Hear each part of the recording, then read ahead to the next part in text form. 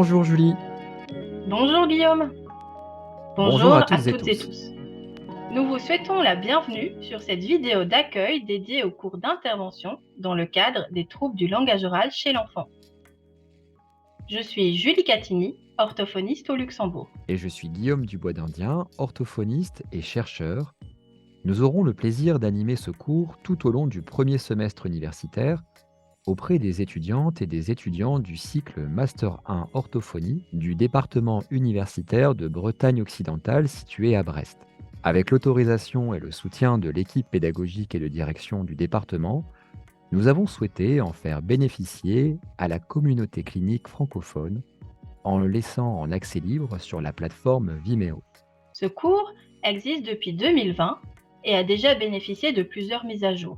Ces capsules vidéo, libres d'accès, sont présentées en léger décalage des enseignements réalisés à la faculté de médecine et de sciences de la santé afin de privilégier les étudiantes et étudiants du parcours M1 de Brest. Au total, le cours en ligne dure une vingtaine d'heures, en comptant le temps de prise de notes. Et il se répartit en 5 sessions.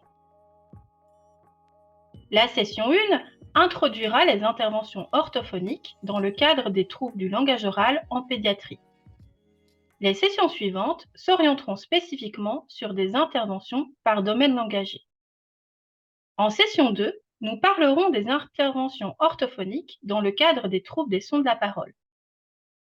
En session 3, nous nous intéresserons aux troubles lexicaux. Lors de la session 4, nous évoquerons les interventions orthophoniques dans le cadre des troubles morphosyntaxiques. Et pour terminer, en session 5, nous traiterons de l'intervention dans le cadre des troubles du récit et du discours verbal. Par ailleurs, ces capsules vidéo seront ponctuées de présentations de cas cliniques ou encore d'ateliers pour faciliter le raisonnement clinique. Vous êtes intéressé par ces contenus? Alors sentez-vous libre de remplir le formulaire d'inscription en ligne, et cela avant la date limite indiquée dans le visuel d'accueil. Nous vous rappelons que ces contenus pédagogiques sont le fruit d'un travail soumis à la propriété intellectuelle. Les appréciations et expertises qui en découlent sont les nôtres et sont donc ouvertement promises à la critique et tributaires de l'évolution des connaissances scientifiques sur le thème des troubles du langage oral chez l'enfant. Les références scientifiques sont citées directement dans le diaporama. Toute reproduction ou utilisation externe d'éléments tels que les images, les graphiques, les sons ou les textes dans d'autres publications électroniques ou imprimées ou exécutions publiques est interdite sans l'agrément des auteurs. Alors merci de consulter ces contenus avec précaution et respect, s'il vous plaît. Pour suivre, quels vont être nos rôles respectifs dans ce cours, Julie? Eh bien, chaque session commencera par tes capsules vidéo où tu présenteras les données scientifiques sur le sujet du point de vue de la recherche. Ensuite, je détaillerai et illustrerai les approches interventionnelles de mon point de vue de clinicienne, tout en me basant sur les données de la littérature. Nos approches sont ainsi complémentaires. Mais d'ailleurs, Guillaume, est-ce que tu peux définir ce qu'est le trouble développemental du langage? Oui, bien sûr. En fait, le trouble développemental du langage, ou TDL, a été défini comme un trouble du développement neurocognitif qui comprend un ensemble de tableaux cliniques variés caractérisés par un retard ou un trouble dans un ou plusieurs domaines du développement du langage, ce en l'absence de déficiences cognitives, sensorielles, motrices, affectives et socio-environnementales importantes. D'accord. Et quelles sont les conséquences d'un trouble développemental du langage?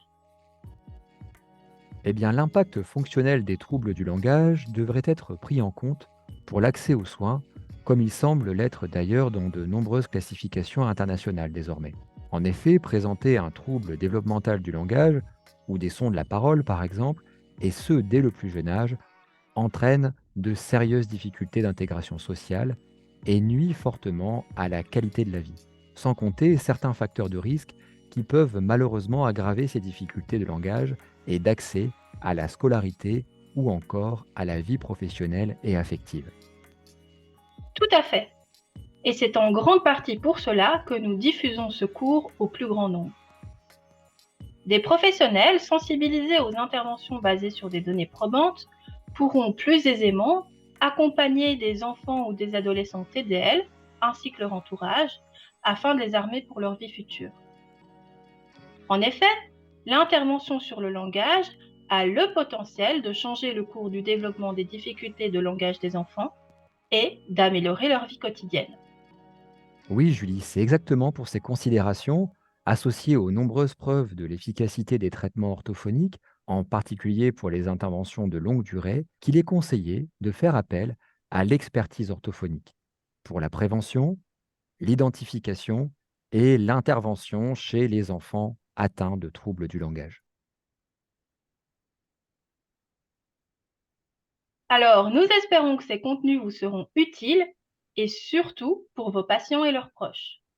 D'ici là, nous vous souhaitons un bon cours sur le thème des interventions orthophoniques dans le cadre des troubles du langage oral et nous remercions le département universitaire de Brest pour son soutien. À À bientôt! bientôt!